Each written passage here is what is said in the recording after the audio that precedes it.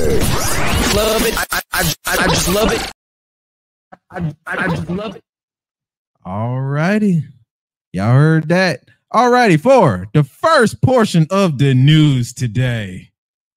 Come on now. Set my stuff up right. Stop playing with me. Stop playing with me. Go ahead, get my box. Give me my box. There we go. There we go, y'all. Let me put my reading glasses on. A ninja blind. First up on the news. If you've been hiding under a rock as far as with anything hip-hop related, you already know that I'm pretty big on it. And that two of my three greatest of my generation have been beefing. One ain't said nothing yet, which is very much irritating me. And another one has been on a petty tirade, bringing up the dead and old OGs just to entertain beef. Not gonna lie, it was very, very creative. I gotta say, chef's kiss to that. That was dope. But it looks like somebody's family is not happy about it. Okay. Now, he did keep it diplomatic. Tupac's brother is sharing his thoughts on one of the disses made by Drake. If you don't know what the diss is called Tailor Made, the Tailor Made freestyle that he shot at Kendrick, second time. In which he did an AI version of Tupac. And Tupac's brother, I'm not even gonna try to with this dude name, Mopreme. I think I did it. I think that's his name. Mopreme Shakur. Basically saying that, hey, while it was nice to hear his brother's voice, keep my brother out your ish. This was between you and him. Do not bring my brother in on some little beef because you felt like he had an artistic taste, ninja. You can tell I'm very much paraphrasing, but he did keep it diplomatic. Hey, bro, do not bring up my brother's voice in a one-on-one. Keep it one-on-one. While I like hearing his voice, don't bring up him. In which is getting a few mixed reviews because folks is like it's in the air, it's in the aim of being combative and competitive. It's artistic expression. And it is a sly way to start incorporating AI, but is other folks on the fence that does say that crap is corny. Why is AI being more of a thing? And out of all people to make AI mainstream, why is it happening in hip hop if we having all of this discussion and all of these problems with it? Now, my own view on that would have to be I'm kind of mixed. I'm pretty mixed on it. Like I said, I do like to do him, Kendrick, and J. Cole are some of my favorites, but I can understand why his family would feel a way that you bringing this dude up at a time like this. Next up, which is going to be a lot more interesting because I thought she was done with cases. Like I said, I do like looking at a good crash out. I do like looking at a good crash out, but this is fairly recent right here. Meg Thee Stallion's former photographer is accusing her of harassment in a new lawsuit case. It says here, former photographer is making shocking allegations in a new lawsuit.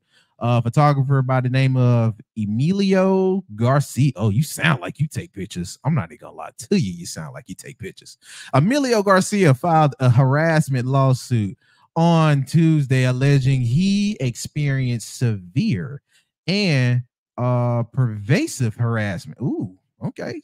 Pop them words out. While he worked for Meg Thee Stallion in 2019 to 2023. Now, timestamp, I will let you know 2019 was a lot closer to her and her stuff with Tory Lanez than you think. Now, it just depends on what month in that 2019, but if I'm not mistaken, that's when a lot of that stuff kind of boiled over. Back to the list. Back to the article. According to NBC News, oh snap, the lawsuit recalls an incident in which Garcia was traveling with Meg on a trip to Spain in 2022. Garcia alleges that while they were riding in an SUV at the end of the night, Meg had sexual relations with a woman right beside them. Oh. I felt uncomfortable, he said. I was kind of frozen and at I was shocked at kind of just the overall audacity to do this right beside me. Ooh.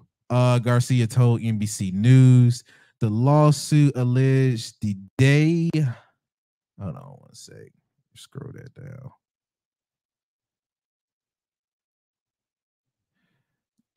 Really? Come on now. Let's not do this. The lawsuit. Dang, I ain't lost my freaking part. Okay, the lawsuit alleges the day after the SUV incident, Meg told Garcia, "Don't ever discuss what you saw." He also alleges Meg made shameful comments about his body, alleging to call him a fat bee.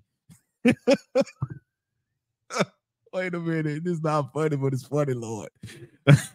A fat bee, and telling him to spit your food out. Golly. Garcia alleges he was also treated differently after they returned from the trip, and that Meg allegedly changed his pay structure from monthly flat rate to per dime pay system. Okay. In which he paid per assignment. Okay, for which he got paid for per assignment. I guess that's what they mean. Shortly after, Garcia claims he was scheduled for a job in June 2023. At the night before, Rock Nation allegedly notified him that his services would no longer be required. All righty. I'm